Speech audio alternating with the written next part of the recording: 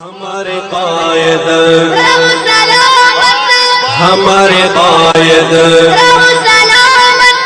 ہمارے قائد کرے فرشتے تیری کرے فرشتے تیری حفاظت ہمارے قائد رہو سلامت ہمارے قائد رہو سلامت نحمده ونصلي ونسلم على رسوله النبي الكريم أما بعد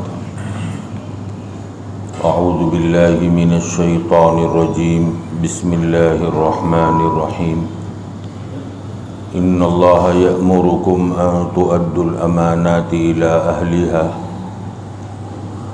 صدق الله العظيم قال النبي صلى الله تعالى عليه وسلم لا إيمان لمن لا أمانة له ولا دين لمن لا عهد له أو كما قال عليه الصلاة والسلام۔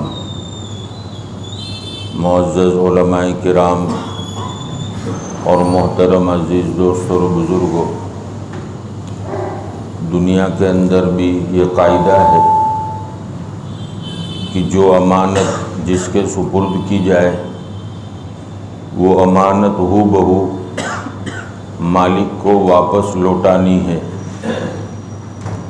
کسی نے ہمارے پاس ایک برتن رکھوایا، اس برتن کو جب وہ مانگے گا ہو بہو اس کو واپس کرنا پڑے گا۔ اسی طریقے سے حق تبارک و تعالیٰ نے ہم سب کو جو یہ پورا بدن عطا فرمایا یہ ایک امانت ہے، اور اللہ کو ہو بہو جو ہے پیش کرنا ہے۔ قرآن کریم میں حق تبارک و تعالیٰ فرماتے ہیں کہ ہر چیز فنا ہونے والی ہے، باقی رہنے والی ذات صرف اللہ کی ہے۔ اور ایک بیٹا جب کام کاج شروع کرتا ہے تو باپ اس کو ایک موڑی دیتا ہے، اگر وہ موڑی میں اضافہ کرتا ہے یا جیسی دی تھی ویسی باقی رکھتا ہے تو باپ اس میں اضافہ کرتا ہے، اور اگر اس میں کمی کرتا ہے تو باپ دوسری مرتبہ ایسے بیٹے پر رکس نہیں کرتا، نہ کہہ دیتا ہے کہ تو اس کا اہل نہیں ہے۔ تو حق تبارک و تعالیٰ نے ہم سب کو یہ بدن عطا فرمایا اور بدن کے ایک ایک عضو کو صحیح استعمال کرنے کی تاکید کی، اور بتلایا کہ آنکھوں کو کہاں استعمال کرنا ہے، کانوں کو کہاں استعمال کرنا ہے، زبان کو کہاں استعمال کرنا ہے، اور ان چیزوں کے اندر بھی زوال آنا ہے۔ اگر تم نے ان نعمتوں کی ناقدری کی تو یہ نعمتیں چھین لی جائیں گی۔ مثال کے طور پر ہم سب دیکھتے آ رہے ہیں کہ بچپن سے ہم پیدا ہوئے، اللہ نے ہم کو دو آنکھیں دی دیکھنے کے لیے، عمر بڑی ہوتی گئی، اس کی روشنی میں کمی آنے لگی، دور کے نمبر آئے، پھر اس کے بعد قریب کے نمبر آئے، پتہ چلا کہ آنکھوں کی روشنی میں اب کمی آنے لگی۔ اسی طریقے سے اللہ نے بچپن میں جو کان دیے اور اس کے اندر جو سنوائی تھی وہ رفتہ رفتہ کم ہونے لگی، اب عمر بڑی ہو گئی، اب کوئی بولتا ہے تو کانوں کو سننے میں تکلیف ہوتی ہے۔ زبان کی گویائی بڑی تیز چلا کرتی تھی، یہ زبان خدا نخواستہ فالج کا اٹیک آ گیا، یہ زبان لڑکھڑانے لگی۔ تو ہر نعمت کو جو ہے زوال ہے، اور موت کے وقت اگر زوال نہیں بھی ہوا، ایک آدمی جو ہے پیدائش سے لے کر موت تک تندرست ہی تندرست رہا تو موت کے وقت تو یہ ساری چیزیں چلی جائے گی، آنکھوں کی روشنی بھی جائے گی، کانوں کی سنوائی بھی جائے گی، اور زبان کی گویائی بھی جائے گی، وہ بیٹا جو اپنی ماں کے سامنے جب ایک آنسو بہاتا تھا، ماں فوراً اپنے ہاتھ آگے بڑھا کر اس کو جو ہے اپنے سینے سے لگا لیتی تھی۔ آج اس ماں کی بدن میں روح نہیں رہی، انتقال کر چکی۔ اب وہ بچہ روتا ہے اور کھڑے کھڑے کہتا ہے میری ماں آج تک میں اتنا نہیں رویا، پہلے تو تھوڑا روتا تھا، تیرے ہاتھ آگے بڑھتے تھے، آج تو روتے روتے تھک چکا، کیا بات ہے آج تیری ممتا بھرے ہاتھ اٹھتے نہیں۔ پتہ چلا کہ ماں کے ہاتھوں کی طاقت چلی گئی، ماں کے سننے کی طاقت چلی گئی، ماں کے دیکھنے کی طاقت چلی گئی۔ اسی طریقے سے وہ ماں جب بیٹے کے انتقال پر یا بیٹی کے انتقال پر رونا شروع کرتی ہے اور کہتی ہے پیاری بیٹی، او پیارے بیٹے پھر سے اٹھ جا، تجھے تو معلوم ہے تیرے بغیر میں کبھی دسترخوان پر میں نے کھانا نہیں کھایا، تیرے بغیر میں کبھی سوئی نہیں۔ لیکن وہ بیٹا اور وہ بیٹی جس کے پاس کان تو موجود ہے لیکن سننے کی طاقت ختم ہو گئی، آنکھ تو موجود ہے لیکن دیکھنے کی طاقت ختم ہو چکی۔ تو قرآن کریم میں اللہ فرماتے ہیں ان اللہ یأمرکم ان تؤدوا الامانات الی اہلھا، کہ تم جو ہے امانت کو صحیح صحیح حق کے ساتھ، پورے پورے حق کے ساتھ سپرد کرو، اس میں خیانت نہ ہو۔ خیانت کیا ہے؟ آنکھوں کو جہاں دیکھنے سے منع کیا آنکھیں وہیں دیکھ رہی ہیں، کانوں کو جو سننے سے منع کیا کان وہ سن رہے ہیں۔ جیسے آج کل جو ہے یہ موبائل جس نے ہمارے بچوں کے ہاتھوں سے قرآن کو چھڑایا ہے، یہ وہ موبائل جس نے ہمارے بچوں کو ذلت کی دہلیز پر پہنچایا ہے، یہ موبائل جس نے ہمارے بچوں کے دلوں سے ماں باپ کی محبت کو نکالا ہے، یہ موبائل جس نے ہمارے بچوں کو مدرسے اور اسکول کے اندر جانے کے لیے سست ثابت کیا ہے۔ تو ایک باپ کا فریضہ ہے، ایک ماں کا فریضہ ہے کہ بیٹا اللہ نے یہ آنکھیں کس لیے دی ہیں، کیا دیکھنا چاہیے اور کیا نہیں دیکھنا چاہیے۔ ہمارے نوجوان بچوں کو بے حیائی کی طرف لے جانے والا یہ موبائل، ننگی تصاویر دکھا کر ہمارے بچوں کے ذہنوں کو بھٹکانے والا یہ موبائل، کبھی ہم نے اپنے بچوں کو بتلایا کہ آنکھ اللہ نے کس لیے دی ہے، کیا دیکھنا چاہیے اور کیا نہیں دیکھنا چاہیے۔ کانوں سے جو ہے ہمارا بچہ بلوٹوتھ کان میں ڈال کر، ہینڈ فری کان میں ڈال کر گانوں کی دھن کو سن رہا ہے۔ او پیارے بیٹے تجھے معلوم ہے یہ اللہ کی دی ہوئی امانت ہے، اگر تو نے اس کا غلط استعمال کیا ایک دن یہ سنوائی کی طاقت چلی جائے گی، اور پھر موت کے بعد جب تجھے دوبارہ اٹھایا جائے گا تو جس طریقے سے ایک باپ اپنے بچے کی موڑی میں جب کمی ہوتی ہے تو اس میں جو ہے پیسے کا اضافہ نہیں کرتا، یاد رکھنا قیامت کے دن جب تو اٹھایا جائے گا تو کانوں سے بہرا ہوگا،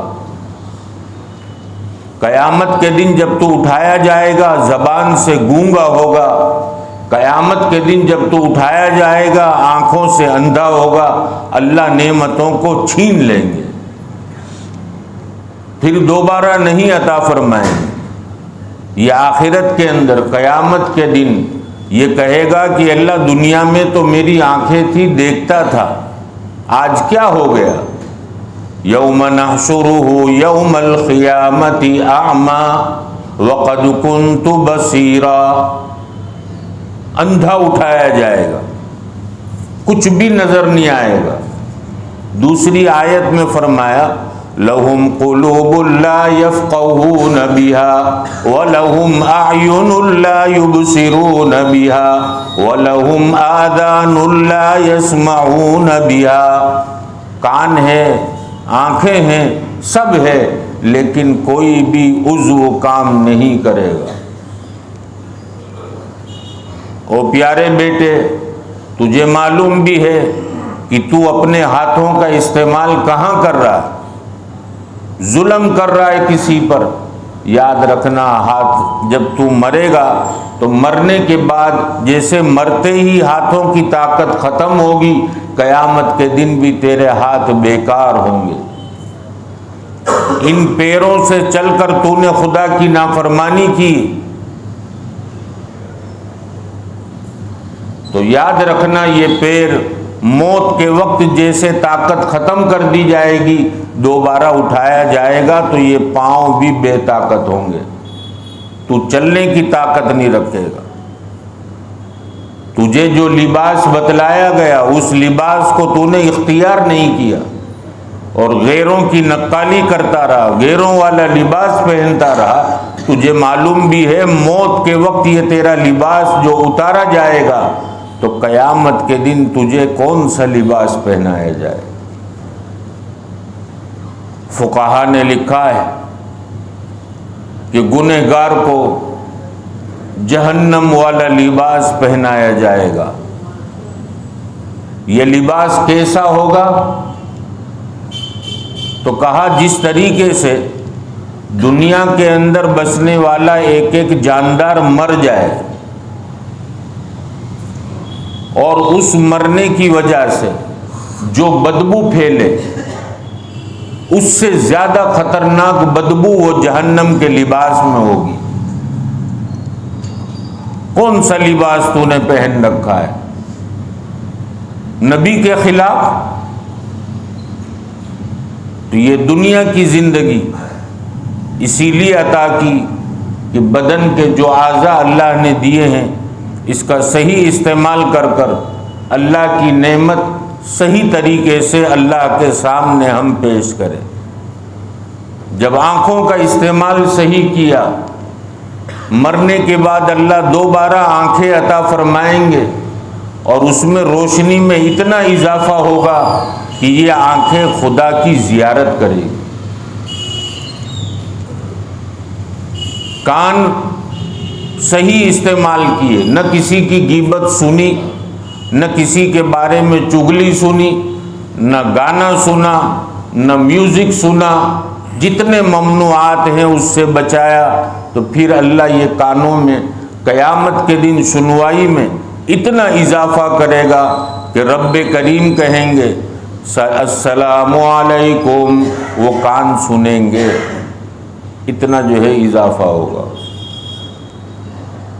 تو میرے پیارے عزیز دوستوں اور بزرگوں، ہم سب کی یہ ذمہ داری ہے کہ اللہ کی جو امانت ہمارے پاس، ہم اس کا جو ہے صحیح استعمال کریں۔ مال اللہ نے دیا ہے، مال کا استعمال صحیح ہو، صاحب استطاعت ہے، ضرورت سے زیادہ مال ہے تو قربانی کرے اپنی طرف سے۔ یہ قربانی کے دن قریب ہے۔ کچھ لوگ جو ہے تذبذب میں اور کچھ غلط مسائل ہمارے سماج میں اتنے ایسے رائج ہو چکے کہ واٹس ایپ پر جو ہے چونکہ سوالات آتے ہیں تو اس سے مجھے اندازہ ہوا کہ کوئی کہتا ہے کہ مولانا میرا عقیقہ نہیں ہوا تو قربانی ہو سکتی ہے، پہلے عقیقہ کرنا پڑے گا پھر قربانی۔ عقیقہ جو ہے بچے کی پیدائش پر جو عقیقہ کیا جاتا ہے، پہلے 3 ہفتہ بچہ جمعہ کے دن پیدا ہوا ہے تو جمعرات پہلا ہفتہ، اس کے بعد دوسرا ہفتہ پھر جمعرات آئی، اس کے بعد تیسرا ہفتہ پھر جمعرات آئی، تو ان 3 ہفتوں میں کرنا سنت ہے اور باقی جو ہے مستحب۔ اس سے آگے بڑھ گئے تو اب مستحب ہو گئی۔ مستحب کا مطلب کیا؟ کرے تو ثواب، نہ کرے تو کوئی گناہ نہیں۔ اسی طریقے سے بیٹے کی پیدائش پر 2 جانور، 2 بکرے یا بڑے میں 2 حصے، بیٹی ہے تو 1 حصہ، یہ کم سے کم ہے۔ زیادہ اگر کوئی مالدار ہے، اللہ نے دیا ہے تو بیٹی کے نام پر پورا بڑا جانور بھی عقیقے میں کر سکتا ہے۔ ہم کم سے کم والے کو لے کر پکڑ کر بیٹھے ہیں کہ بس 2 ہو گئے ختم، اللہ نے مال دیا ہے زیادہ کرو۔ تو یہ ہوا عقیقہ۔ بعض لوگوں کے ذہن میں یہ خیال ہے کہ اگر عقیقہ نہیں ہوتا تو نکاح میں پرابلم آتا ہے، اس لیے یہ لوگ ولیمے کے کھانے میں عقیقے کا جو ہے جانور کاٹتے ہیں۔ میرے دوستو، قربانی واجب ہے اور یہ 3 ہفتے کے گزرنے کے بعد یہ مستحب ہو گیا۔ زندوں کی طرف سے جن پر قربانی واجب ہے پہلے ان کی طرف سے، بعد میں جو ہے مردوں کی طرف سے ایصال ثواب کے لیے۔ تو یہ 3 دن جس میں حق تبارک و تعالیٰ کا حکم ہے کہ جانور کا خون بہانا یہ مجھے زیادہ پسند ہے، تمہاری عقل اس کو تسلیم کرے نہ کرے، تمہارا تو کام ہے عبدیت کا، تم عباد ہو، میرے بندے ہو، تمہارا تو کام ہے مان لینا۔ جیسے ایک بچہ اگر باپ کے حکم کے سامنے زبان درازی کرے، باپ کہے کہ بیٹا یہ لو پیسے اور جو ہے غریب کو کھانا کھلا دو، بیٹا کہے کہ ابا کھانا کیوں کھلانا، ان کو کپڑے دلا دوں، یا جو ہے اناج دلا دوں، تو باپ کیا کہے گا؟ بیٹا تو میرا بیٹا ہے، تیرا کام ہے باپ نے جو کہا اس کو ماننا، آرگیومنٹ کرنے والا نافرمان۔ تو اسی طریقے سے خدا نے کہا خون بہاؤ۔ اب کچھ نئی عقل کے لوگ کہتے ہیں کہ جانور کے قربانی کے بجائے اگر اتنا مال غریبوں میں تقسیم کر دیا جائے تو کتنے لوگوں کا فائدہ ہو۔ ہم کہتے ہیں کہ وہ اللہ کے بندے، تیری عقل زیادہ، یا جس خدا نے تجھے پیدا کیا وہ زیادہ عقل مند۔ ابھی تک تجھے غریب یاد نہیں آئے، بقرعید آئی تو غریب یاد آئے، پورا برس کوئی غریب نہیں تھا، اس وقت تو نے صدقہ نہیں کیا، اب غریب یاد آئے۔ کچھ لوگ کہتے ہیں کہ مولانا ان پیسے کو بچا کر اجتماعی نکاح کرا دیں، تو میں کہتا ہوں کہ اجتماعی نکاح پورا سال آپ کو بقرعید میں کیوں یاد آئے؟ کیونکہ شیطان جب کسی کو بھٹکانا چاہتا ہے تو خدا کے احکام کے خلاف دل اور دماغ میں دلائل کو ڈالتا ہے۔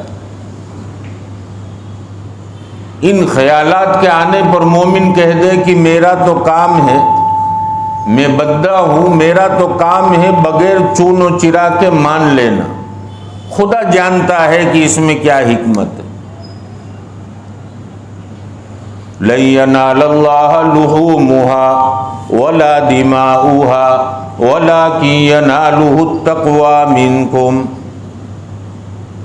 اور جو تم ذبح کر رہے ہو تو میں یہ خون کی طرف اور گوشت کی طرف جو اللہ کو پہنچتا نہیں، اس کی طرف میری نظر نہیں، میں تو یہ دیکھ رہا ہوں دل میں جذبہ کیا ہے۔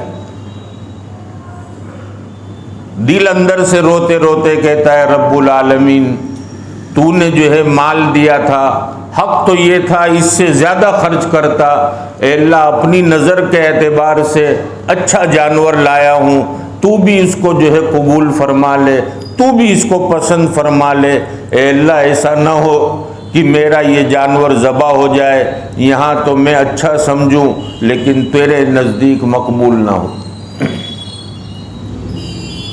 بڑے میں حصہ لیا ہے، اے اللہ تو جانتا ہے میری استطاعت کے حساب سے میں نے یہ حصہ دیا ہے، اے اللہ تو اس کو اپنی بارگاہ میں قبول فرما۔ کرنے کے بعد رونا ہے، اور ہم سب جانتے ہیں دکھلاوے کے لیے لائے، یہ لائے، تو یہ تو سب جو ہے اللہ کے یہاں مقبولیت نہیں رکھتے، واجب ادا ہو جائے گا، لیکن اس قربانی پر جو ثواب مرتب ہوتے ہیں وہ ثواب سے محروم ہو جائے۔ خیر، وقت ہو چکا۔ حق تبارک و تعالی مجھے ہم سب کو اس پر عمل کی توفیق عطا فرمائے۔ وآخر دعوانا ان الحمد للہ رب العالمین۔ یہ لوگوں کون مقتل سے سراپا خندزن آیا، جو اس انداز سے باندھے ہوئے سر سے کفن آیا۔ اڑا دو خاک دشمن پر کہ ظالم جان من آیا، مٹا دو داغ باطل پر کہ اب باطل شکن